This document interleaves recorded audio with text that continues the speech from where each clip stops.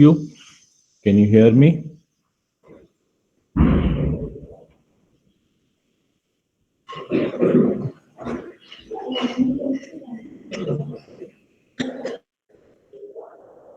Good morning to all of you. Can you hear me?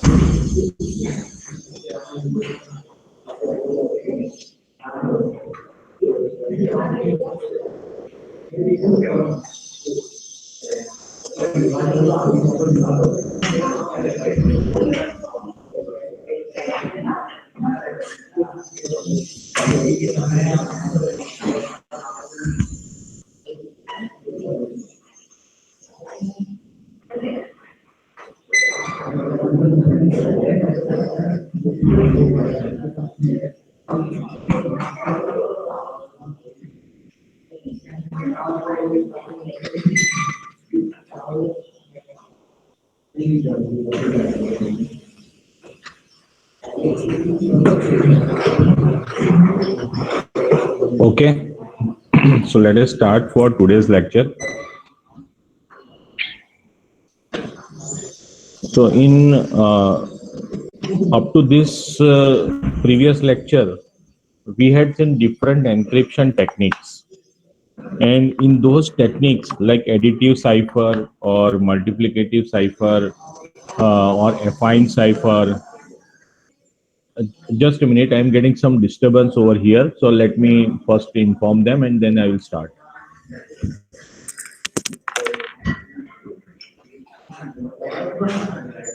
All of you, please don't make noise on my lecture. We don't talk to each other.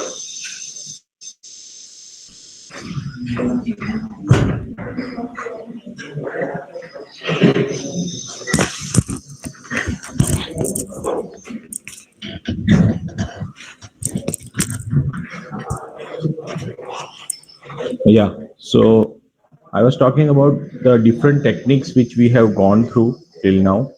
So additive cipher or multiplicative cipher. What do we do in the additive cipher? See, we take, let's say, we have a character, let's say B, M, right? So B is 1, right? It is mapped to 1. So what we do for this one particular character for additive cipher, we take C equal to P plus K mod 26, right? So what happens? 1 plus, let's say key is 12. Key is 12, right? So 1 plus 12 mod 26. So this results into 13, right? So every time, and what is the 13th character in the mapping? A, B, C, D, E, F, G, H, I, J, K, L, M, right? 13 is M. So every time B occurs, right? Every time B occurs, it is replaced by M. Okay. This method is called as monoalphabetic. Okay, this is monoalphabetic method, right? So the disadvantage is that if we come to know about the one particular letter, we can easily guess other letters because that is for sure that it is going to be the same character, right? So we have to find the different character, right? So affine cipher or multiplicative cipher also has the similar property, right? So that is called as monoalphabetic substitution cipher. So that is called as monoalphabetic cipher. Today we will see monoalphabetic substitution cipher. Now what happens in what is the key domain of additive cipher? Key domain of additive? Can anyone tell? Total number of keys in additive cipher? 26, right? And multiplicative cipher? 12, right? And affine cipher? 12 into 26, right? So this key domain is relatively small, right? So because if we have to apply brute force, okay, on additive cipher, then we have to only apply 26 keys, out of which 0 we can exclude. So we have only 25 possibilities, right? And we can apply it easily. But if we have multiplicative cipher, then we have even less key domain, that is 12, right? So with affine we have 26 into 12, right? This many total number of possibilities. So this is relatively small key space, and so brute force is easily possible.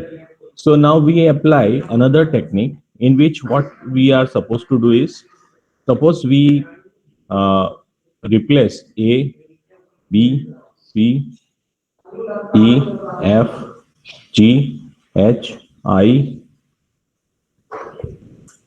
J, K, L, M, N, O, P, Q, R, S, T, U, V, W, X, Y, and Z.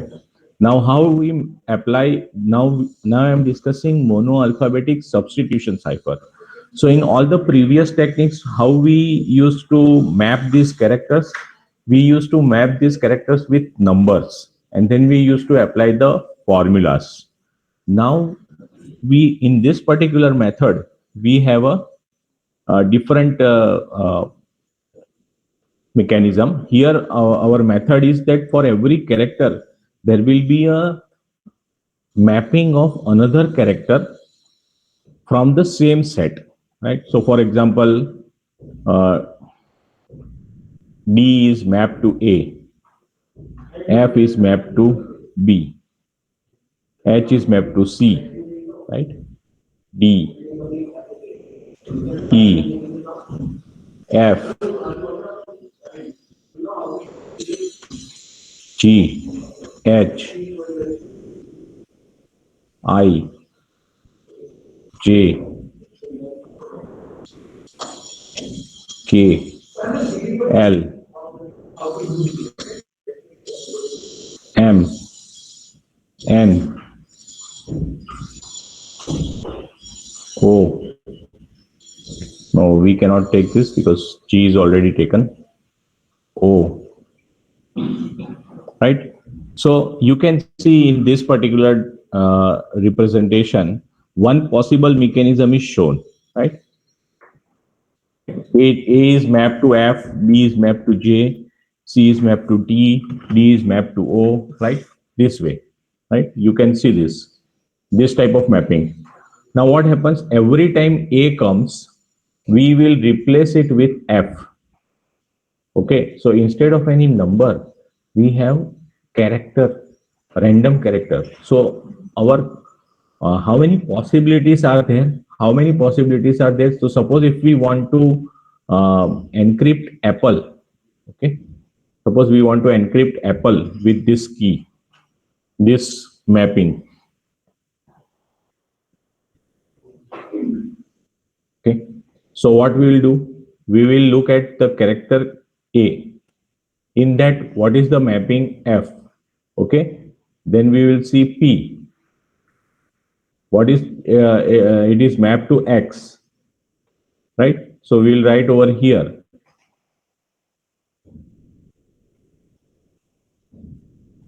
F X X. L is mapped to what? You can see here in this mapping.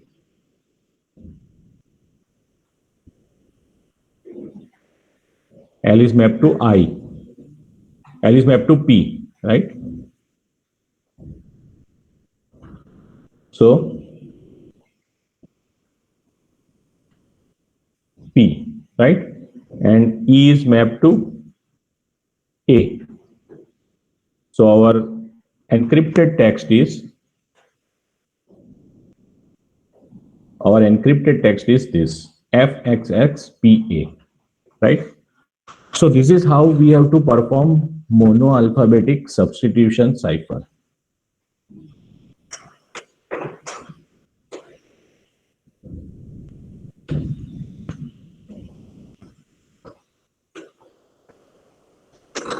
Monoalphabetic substitution. So what is the possibility for A? What are the possible encryption for A?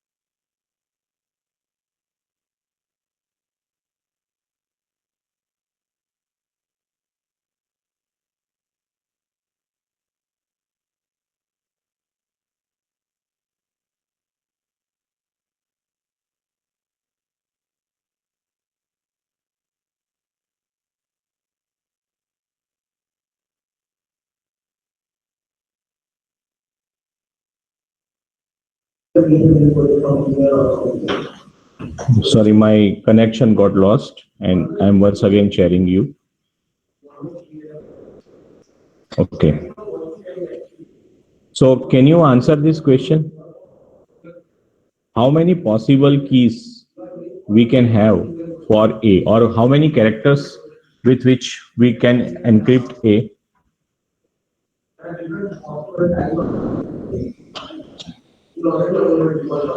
Yes, can you hear me, students?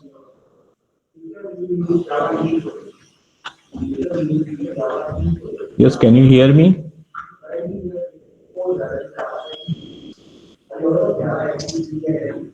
Okay, so what is the answer? What is the answer for this? Right, so correct, Kaushal, correct. 26. So B can be encrypted with how many possible keys? 25. Why? Because for A we have used one key. So for B we have one less key, right? For C we have 24, right? So we have 26 into 25 into 24 into up to 2 into 1, right? So this many possible uh, keys. So that combination gives us 26 factorial number. And this factorial, 26 factorial is 4 into 10 raised to 26. This is a huge number. Okay. It is a very large number, and that means these many possible combinations are there. And it also means that brute force is very difficult with this kind of monoalphabetic substitution cipher. So advantage of this monoalphabetic substitution cipher is that the text with which we can apply, we can create encrypted text that could be the huge number. So brute force can be prevented. However, it is still vulnerable to statistical attack. Right? So in statistical attack, what happens that in English language, there are number of characters which occurs very frequently. Are you aware about that? That if you closely observe any English text, then you will find a character like E, character like I. It will occur many times. And a study has been done about that. And that study ETH. Yes. So a study has been done, and that study can be used to apply statistical technique. Now, see what happens that you have encrypted text. Now, in encrypted text, you observe the frequency of the character which occurs very high. Now, you map that frequency with the existing study, and then you can guess that what could be the possible character, encrypted character it is, right? This way you can try different possible combination and guess and ultimately reach to some correct guess, right? If you can guess correctly few characters, then it is still possible to guess the remaining characters, and then based on that this is called as vulnerability of the statistical attack. Okay. So what is main advantage of this monoalphabetic substitution cipher is that we have a huge key space, so brute force can be prevented. Right, exhaustive search is not possible with because 26 factorial is the key space size. Right, is that clear to all of you?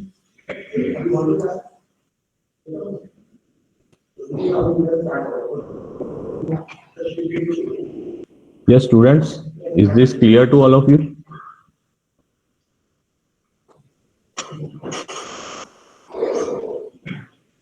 Yes, are you there?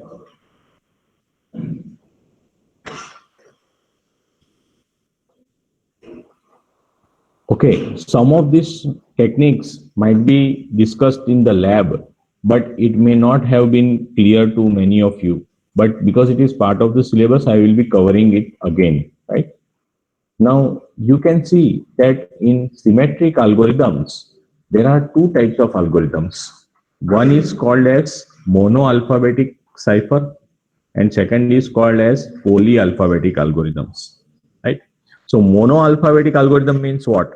That every time a particular character occurs or comes into the plain text, when it is encrypted, it will be the same character, right? It will be the same character. For example, as we have seen in the example of apple, A is mapped to F. So if we apply monoalphabetic any of the method, then every time A comes, it is replaced by F, right? And that is the monoalphabetic type. But polyalphabetic type is what? Polyalphabetic. In polyalphabetic, every time A comes, first time it is, let's say, F. Second time A comes, it may be M, right? So it means that if we have this type of encryption, where every time a character occurs, it has a mapping with a different character, then it is called as polyalphabetic kind of a algorithms. And there are different techniques for polyalphabetic ciphers. So monoalphabetic type ciphers are which? Additive cipher, multiplicative cipher, affine cipher, and monoalphabetic substitution cipher. So these first four types of ciphers that we have studied and that you have also implemented in your lab, that is one type of monoalphabetic ciphers. But polyalphabetic ciphers that we will see in today's class, AutoKey, Playfair, Vigener, and Hill cipher. Now, AutoKey and Playfair was also discussed during the lab, but today once again I will explain so that you will have a better understanding, right? And then we will see the remaining ciphers. So in polyalphabetic substitution, each occurrence of a character may have a different substitute, right? And the relationship between a character in the plain text to a character in the cipher text is one to many, right? So you understand one to one and one to many, right? So in the monoalphabetic type, it is one to one. And in polyalphabetic type, it is one to many. Okay. Now let us discuss auto key cipher. So auto key cipher is the simple polyalphabetic cipher. Right? What is the basic concept of auto key? What is the basic concept of auto key? Let us see it. See, what we did in additive cipher Ci is equals to Pi plus K mod 26. This is our additive cipher. Now what we want, here what happens, this key, this K, right? K is same for all the characters. And so that is why we are getting one-to-one mapping. But instead of this K, 1K, if we have set of keys for all plain text characters,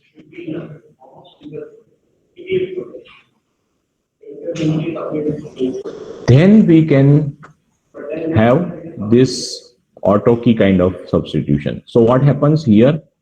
We have P.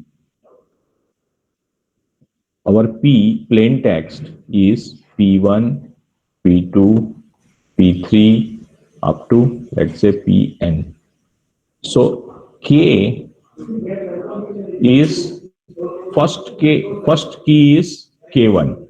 Okay, that we take randomly. We take randomly K1 from 0 to 25. Okay, so from the 0 to 25 we take first K1. Now second K2, K3 and up to Kn. So this is our key set. Okay, this is our key set. So how do we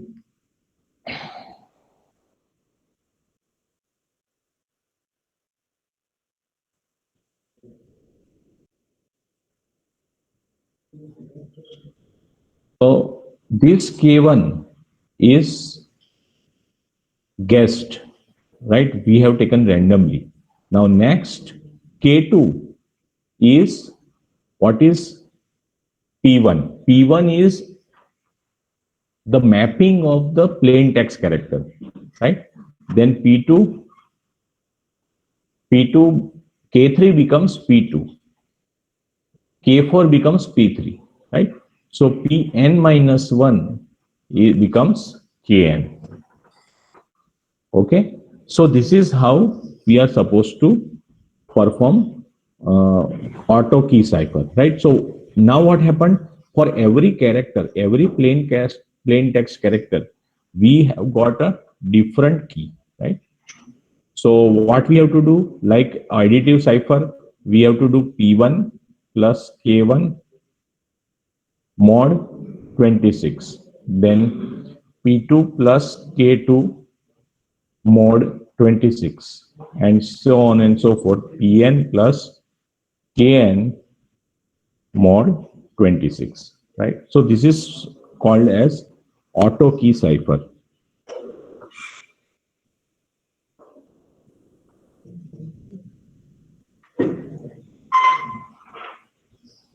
Now you can see the cipher text C1, C2, C3. So we can generalize this formula and write that Ci is equals to Pi plus Ki mod 26, where I is equal to 2. Why I is equal to 2? Because for I equal to 1, we already have C1 equal to P1 plus K1, where K1 is guessed. Whereas for I equal to 2 onwards, our Ki equal to Pi minus 1 for I greater or equal to 2, right? So we have two formulas. One is C1 equal to P1 plus K1 mod 26 and Ci equal to Pi plus Ki mod 26 for I equal to 2 to 2, 3 to up to n, right? So how do we perform decryption? So decryption method is again the same way as additive cipher, right? How we performed additive cipher? A decryption C1 minus K1 mod 26.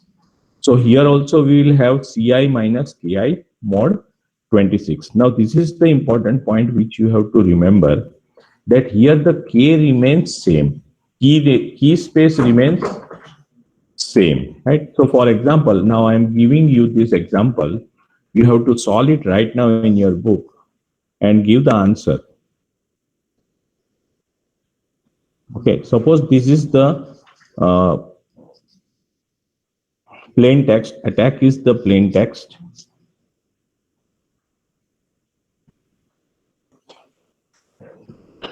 This is our plain text, and we want to encrypt it using auto key cipher, where K1 is 12, right? So first you have to map this with numbers. So 0. What is the equivalent number of T? Mapping of T? A, B, C, D, E, F, G, H, I, J, K, L, M, N, O, P, Q, R, S, T, right?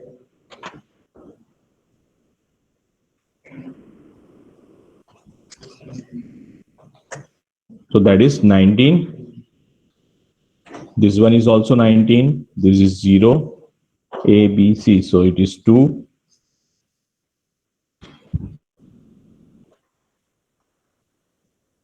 This is 10. Right? So how we perform the encryption? Okay, please try it. So for K1, we have for P1, this is our PIs, right? So P1, P2, P3, P4, P5, P6. And the guest first key is K1, that is 12. Okay. What will be the next key, K2?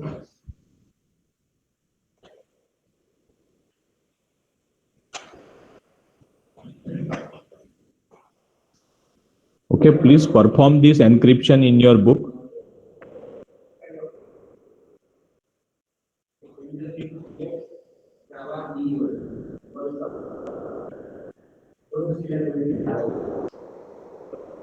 Perform the encryption for these keys, for this plain text.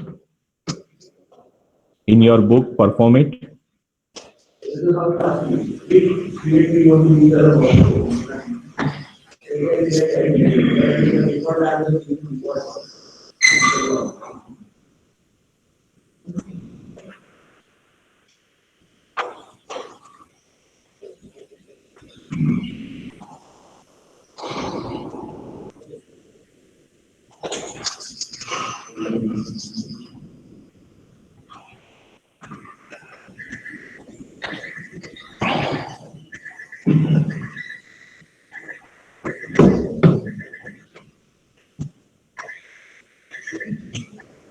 Yes.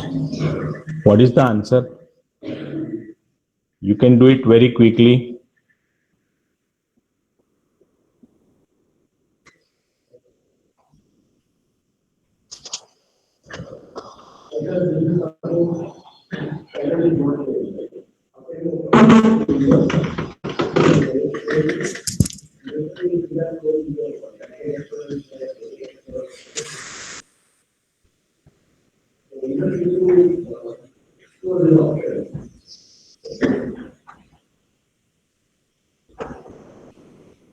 So this is 0. This is 19. Again 19. Again 0. And 2. Right? So what we have? 0 plus 12. So 12, 19, 38, 19, 2, and 12. Right? Now what happens? We have to apply mod 26. Right? So 12 mod 26. So you have 12, 19, 38 mod 26. What is the answer? 38 mod 26. Can you?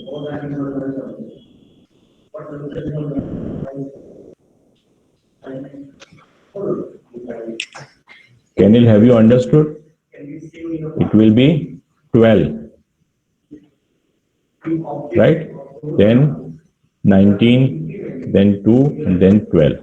So what is the mapping of these numbers?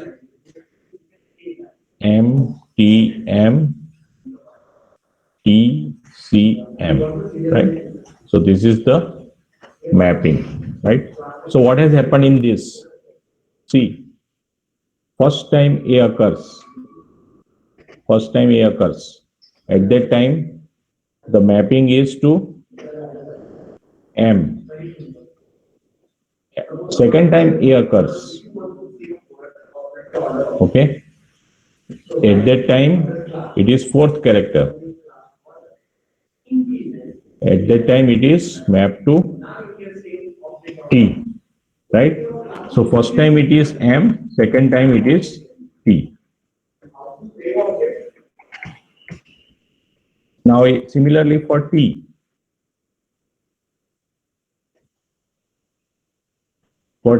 this two, consecutive T. But here, if you look at this encrypted text, it is one time it is T itself and second time it is M. So for that means that for every encrypted character, every occurrence of the character leads to different encrypted text, right? So that is the main conclusion, and that is why it is called as polyalphabetic, right? It is called as polyalphabetic. Okay, now how to perform cryptanalysis? So because it is polyalphabetic, it is hiding single letter frequency statistic. Okay, because in single letter frequency, what happens that you can identify E, I, T, H, which occurs very frequently, right? So you can easily identify them with monoalphabetic substitution cipher. But if you apply polyalphabetic substitution cipher, then what will be the impact? Because of this technique, A is mapped to M and A is mapped to T. So total number of time A occurs in a plain text is represented by different character. And so guessing would be very difficult, right? So it solves this single letter frequency statistics problem, right? But it is still vulnerable to brute force, right? Because what happens, let us perform this task. All of you perform this task. What you have to do is, this is your cipher text, okay? And you have to apply brute force, okay? So what you can do, because you know that uh, first key is the only random key, rest of the keys you can easily create, right? So as per this encrypted text MTM TCM, okay, you can see that the first thing when we want to perform decryption, M has an equivalent number 12, T is mapped to 19, M is mapped to 12, T is mapped to 19, and C is mapped to 2 and 12, right? Now what happens? Key stream is K1, K2, K3. Okay. Now what happens? We are performing decryption. Okay. So what we have to do? Pi equal to Ci minus Ki mod 26, where Ki equal to Pi minus 1. Okay. Now what is given to you? C1 is given to you. That is 12. And K1 you have to guess. So all of you, I'm showing you one operation, and from that you can determine, right? See, P1 is equal to C1 minus K1 mod 26. Now, C1 is 12, and I have guessed K1 and performed this operation. So, what I am getting 0 mod 26, that is A. Okay. So, P1 is 0. Okay. P1 is 0. So what is K2? What is K2? What is K2? K2 is P1. So K2 is 0. Yes or no? Right? So K2 is 0. So now next character is T. You can see next character is T. And that has an equivalent mapping is 19. Right? So what we have to do? Again, we have to apply the same method. So what we have 19 minus 0 mod 26, and so it gives you 19, so it gives you T, right? So now what is K3? What is K3?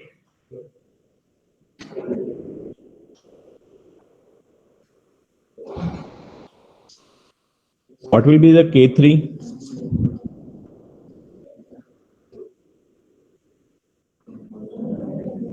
K3 is P2, so that is again 19, right? Right? K3 is P2. Similarly, K4 is P3. So from this, we can get P3, and from this, we can get P4, and so on and so forth, right? So it becomes very easy if all you have to do is you have to guess correctly first key, right? And for that, how many possibilities are there? 0 to 25. For K1, how many possibilities are there? 0 to 25. If one of the key guess is correct, then the whole encryption can be identified. Set of keys can be identified. Is that clear to all of you?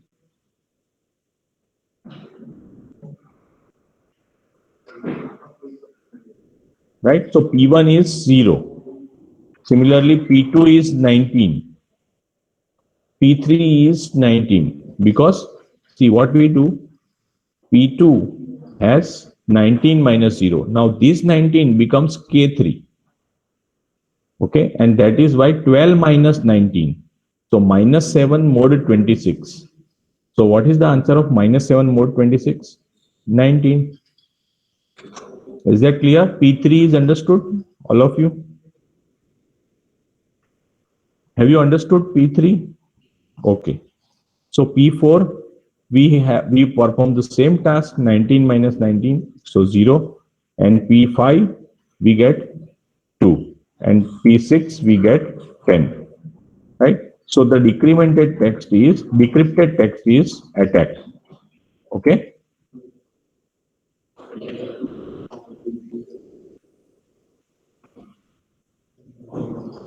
Now we discuss Playfair cipher. In Playfair cipher, what we have to do is, see, the basic idea is to use matrix. Basic idea is to use matrix of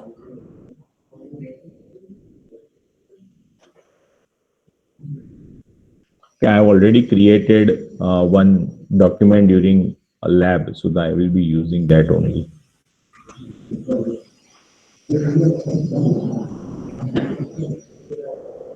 So this document I have already shared with you. See, you can see the basic idea in polyalphabetic cipher is that we have to take 5 cross 5 matrix. Okay, first I will explain you this, and then I give you a problem which you should solve. So suppose our plain text is give me more, okay, and our key is monarchy.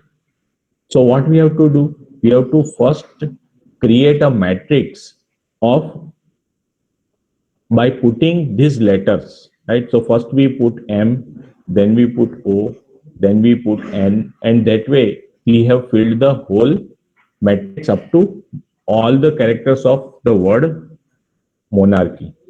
Then the remaining elements that we fill from the characters which are not present in this uh, word, right? So A is present, so we start with B, C is present. So D, E, F, G, H is already present over here. So I, J is I and J. Now total possibilities for character is 0 is 26 because A to Z are 26 characters. But we are taking matrix of 5 cross 5. So 5 cross 5 has total 25 elements. So one character we have to sacrifice. So I and J are usually taken as same, right? So I equal to J, right? So we will not have separate J cell or position in the matrix. K, then L, then M is present, N is present, O is also present, P, Q, R is present, S, T, U, V, W, X, Y, Z, right? Now for each, because it is matrix, so we can also have its row column representation index, right? So this is zeroth row, this is zeroth column, this is first row, this is first column, this is second row, second column, third row, third column, and fourth row, fourth column, right? So from this, we can also get the coordinates of each character, right? So what we have to do in this playfair cipher is that for the given plain text, we have to divide it into set of two characters. Okay, we have to divide it into set of two characters so that there will be even number of characters. Okay, for example, in this particular case, first two characters are G and I. Now we want to perform encryption with the help of this 5 cross 5 matrix. So there are three rules which you have to apply. The first rule is that we have to see that whether these two characters are in the same row. If that is the case, then we have to take the next character in that uh, in same row, next column character we have to take as encrypted text. For example, in this particular case, we get G and I. So first thing is that we have to search the location of G. So what is the location of G? Location of G is to second row, second column. Okay. And what is the location of I? So second row, third column. Right. So the row number is same. That means both are in the same row, and you can also see that.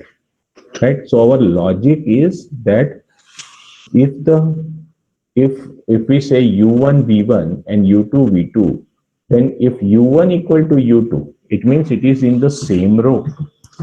If u1 is equals to u2, that means it is in the same row. Then what happens? Then we have to take encryption by putting the next character as a encrypted text, right? So for G, the next character in the column is I, and for I, the next character is K. Now, suppose if the sequence is IK, then we have to, for I, we have K, and for K, we will have E, right? So we have to rotate it in the same row. If we reach to the last element, if we want to encrypt last element, it will be encrypted with the first element of the same row. Same row, okay? Remember this, same row. So this is first rule. Second rule is that so in this particular case, G and I are encrypted with I and K. Now in second rule, there is a possibility that both the characters are in same column. So if you look at this, M and E, the location of M, what is the location of M? 0, 0. This is the location. And E's location is 2, 0. So that you can see over here, right? Now in this case, column numbers are same. That means they are in the same column. And if we consider U1, V1, U2, V2, then V1 equal to V2, right? So if V1 equal to V2, then what we have to do? We have to do the same thing as we have done in the row, but here it will be in the column. So M is going to be replaced by the next character in the same column, right? That is C. And E is going to be replaced by L, right?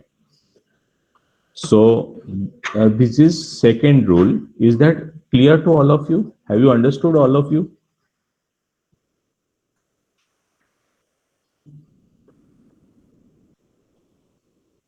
Yes, students?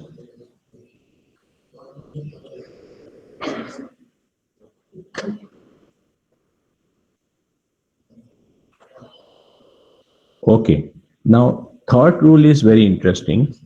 Third possibility is that first two possibilities are that the characters are in same row. Second possibility is that the characters are in the same column. Third possibility is that they are not in same row and they are not in same column. They are at a different row, different column. And that for that we see this example. VE. What is the location of V? V's location is, you can see here, 4 1, right? 4 1 is the location of V. What is the location of E? E's location is 2 0, right? So what we have to do? 4 1 2 0. So this is our U1 V1. This is our U2 V2.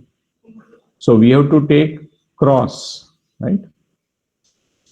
So 4 and 0, that means U1 V2 and U2 V1, right? So 2 1, right? So we have 4 0 and 2 1. These two characters we have to take as a encrypted text, and that you which are those characters?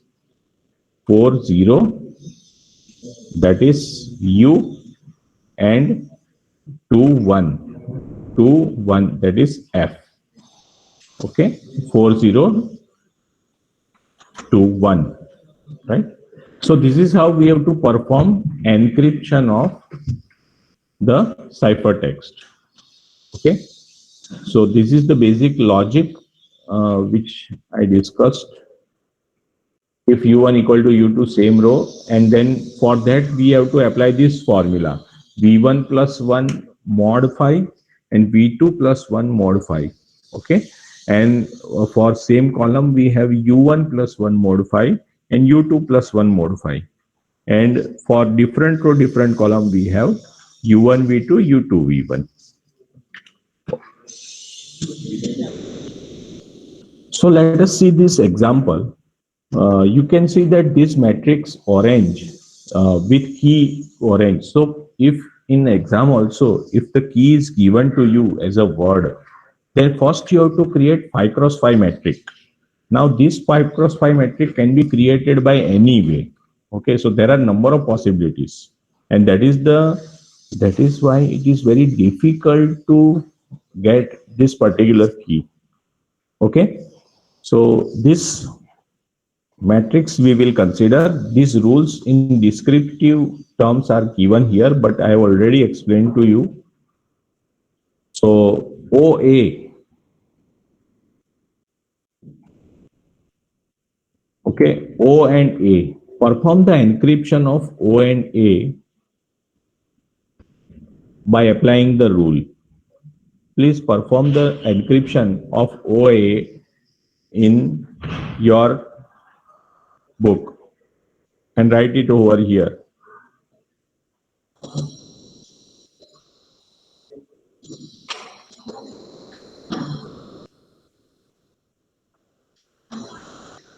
What will be the encryption of OA?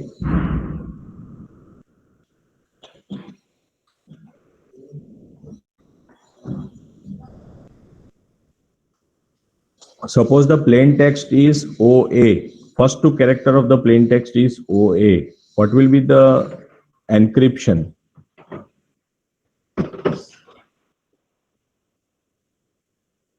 You have to look at this matrix and give the answer.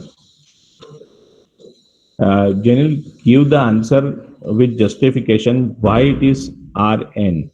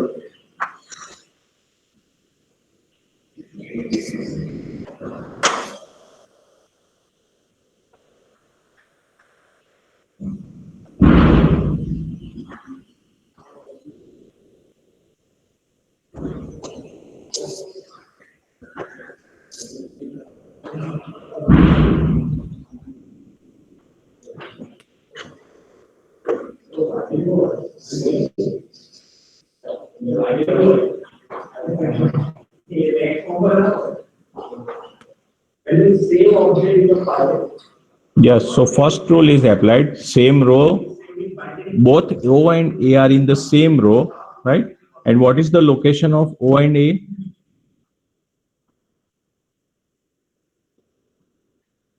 0002, right? 0002, same row. So it is replaced by R and N, okay? Now we take another example like AS. What will be the result of AS? A and S are in the same row, same column. A and S are in the same column. So A is replaced by C and S is replaced by X, right? So AS is replaced by CX. Then VE, right? VE. Like AP, for perform the encryption for AP, perform the encryption for AP. Write down the coordinates and perform the encryption over here. AP. What is the coordinate of A?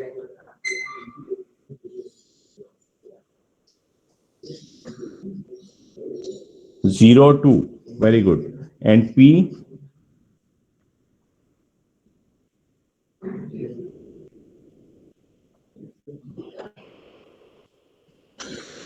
30, right? So they are in not in same row, same column, right?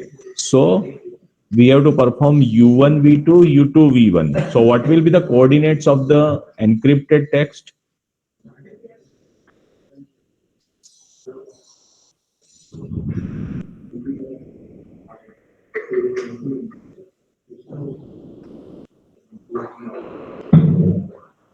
A was 02, right? 02 and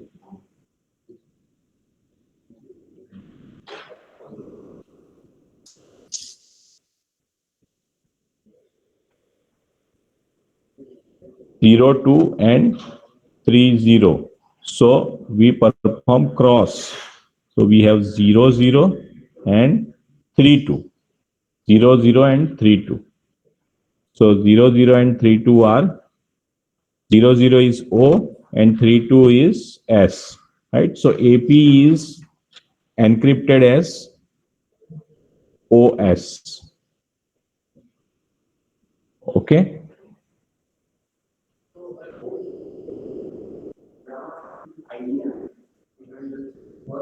Now,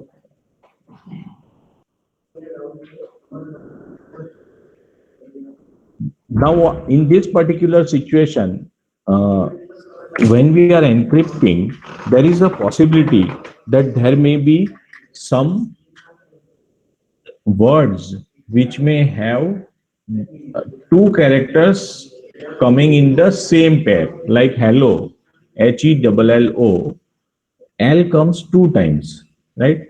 So when we have to perform encryption, we have to replace second L by, we have to shift second L by putting some temporary or extra variable, right? So some extra character you have to add, not variable, extra character you have to add.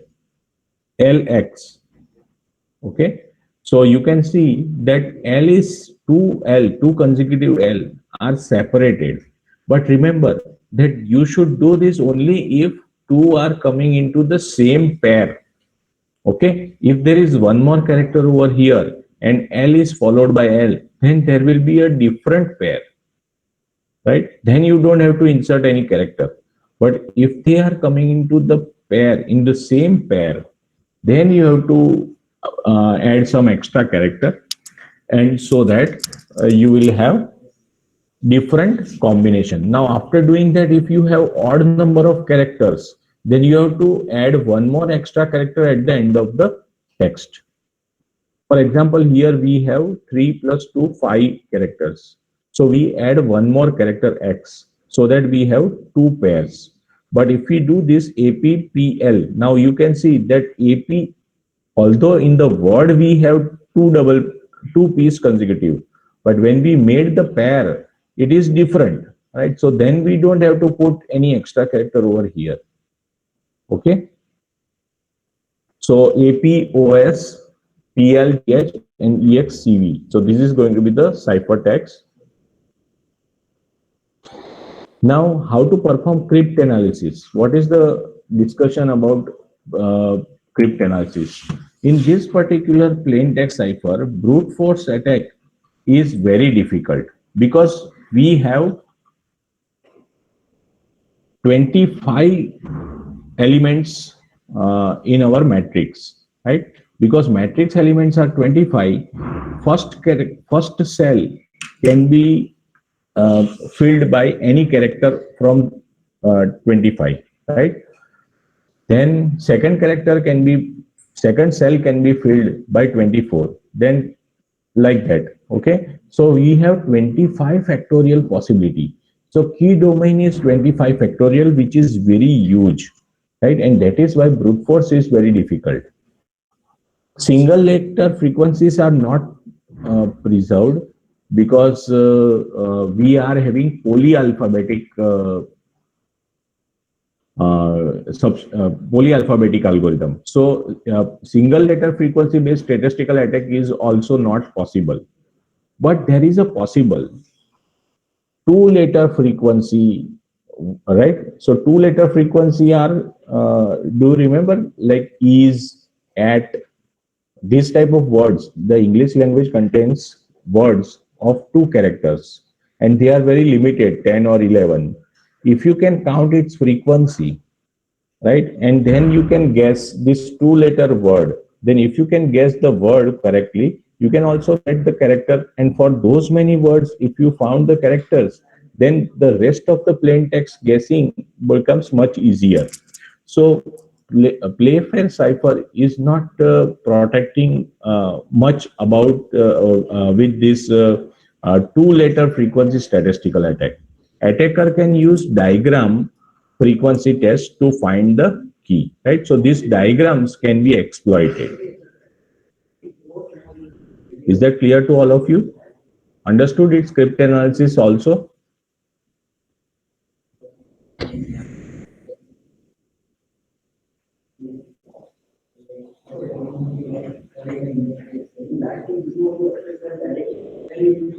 Okay. Then we'll have another lecture in this week. And for lab submissions, I will upload you. I hope that you all must have finished your work. So link will be available and you should upload your documents at the earliest. Okay.